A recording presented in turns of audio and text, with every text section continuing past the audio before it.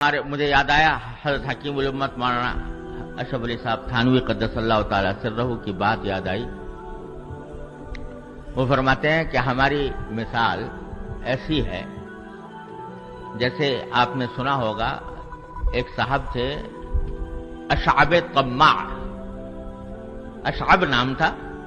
لالچی ہونے میں مشہور تھے، لالچی ہونے میں ضرب المثل تھے۔ خطیب بغدادی نے تاریخ بغداد کے اندر ان کے بہت سے واقعات لکھے ہیں، جس سے معلوم ہوتا ہے کہ شاید حقیقی شخصیت تھی، ویسے ہی افسانوی شخصیت نہیں تھی۔ اسی میں واقعات میں اس کی لالچ کے واقعات میں یہ لکھا ہے کہ ایک مرتبہ اس کا گزر ہوا کسی برتن بنانے والے کے پاس، تو وہ تھال بنا رہے تھے، لوگ پیتل یا لوہے وغیرہ کسی چیز کے تھال بنا رہے تھے۔ تو جب اس کے پاس سے گزرے وہ اشعب، تو ان سے کہا بھئی یہ تھال چھوٹے چھوٹے بنا رہے ہو، بڑے بناؤ۔ اس نے کہا بھئی آپ سے کیا تعلق، بڑے بنانے سے کیا حاصل؟ تو کہنے لگے کہ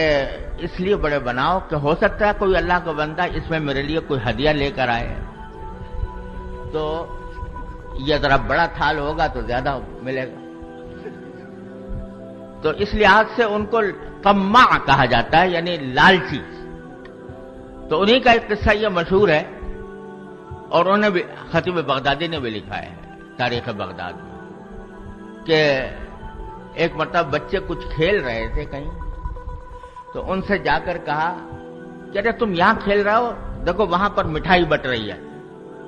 وہاں جاؤ۔ حالانکہ کوئی مٹھائی نہیں بٹ رہی تھی، ویسے ہی ان سے کہا کہ تم یہاں کھیل رہے ہو، ادھر مٹھائی بٹ رہی ہے، وہاں جاؤ۔ بچوں نے سنا مٹھائی بٹ رہی تو بھاگ پڑے اس طرف۔ جب بھاگ پڑے تو خود بھی بھاگنے لگے ان کے پیچھے۔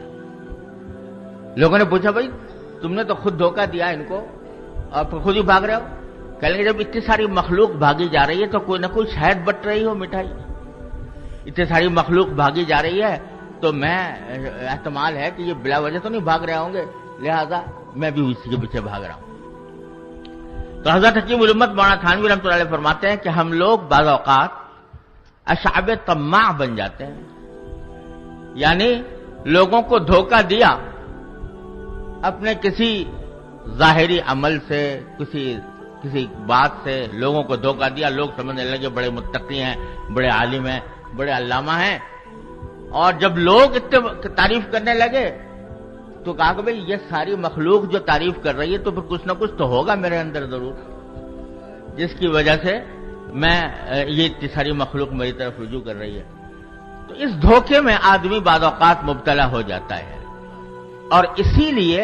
نبی کریم سرور دو عالم صلی اللہ علیہ وسلم نے فرمایا کہ احسوا فی وجوہ المداحین التراب، کہ منہ پر تعریف کرنا اس کو پسند نہیں کیا نبی کریم صلی اللہ علیہ وسلم نے، اور اس کی وجہ یہ ہے کہ جس آدمی کی تعریف کی جا رہی ہے وہ بھی بشر ہے، انسان ہے، تو وہ اس اشعب طماع کی طرح دھوکے میں پڑ جاتا ہے اور اس کی وجہ سے عجب اور کبر میں مبتلا ہو جاتا ہے۔ اللہ تعالی ہم سب کو اس سے محفوظ رکھے۔ اس موقع پر مجھے امام زہری رحمت اللہ علیہ کا ایک مقولہ یاد آیا، اور وہ مقولہ ہم سب کے لیے ایک بہت بڑا عظیم سبق بھی ہے اور مشعل راہ بھی ہے، اور نفس و شیطان کے دسائس سے بچنے کا ایک بہت اعلیٰ طریقہ بھی ہے۔ وہ فرماتے ہیں کہ جب کوئی اللہ کا بندہ میری تعریف کرتا ہے تو میں فوراً اپنے دل میں یہ کہتا ہوں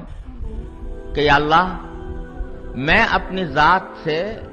ان صاحب سے زیادہ واقف ہوں، جتنا یہ مجھ سے واقف ہیں میں ان سے زیادہ واقف ہوں،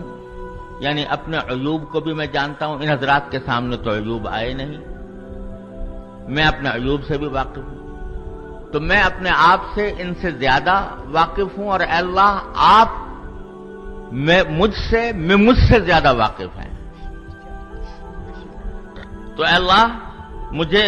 ان حضرات نے جو حسن ظن قائم فرمایا ہے اس کی وجہ سے مجھے کسی دھوکے میں پڑنے سے بچائیے،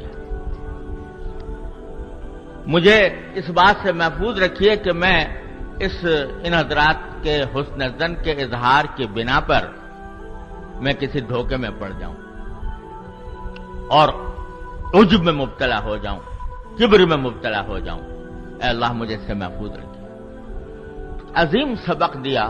ہم سب کو یہ واقعہ پیش آتا ہے، تقریر ہو یا تحریر ہو، وعظ ہو یا خطابت ہو، جب آدمی اس سے فارغ ہوتا ہے تو بسا اوقات لوگ اس کی تعریفیں کرتے ہیں، آپ نے بہت اچھا بیان کیا، آپ نے بہت اچھی کتاب لکھی، آپ نے بہت اچھا مقالہ لکھا۔ تو یہ چیز بعض اوقات ہمارے اندر عجب پیدا کر دیتی ہے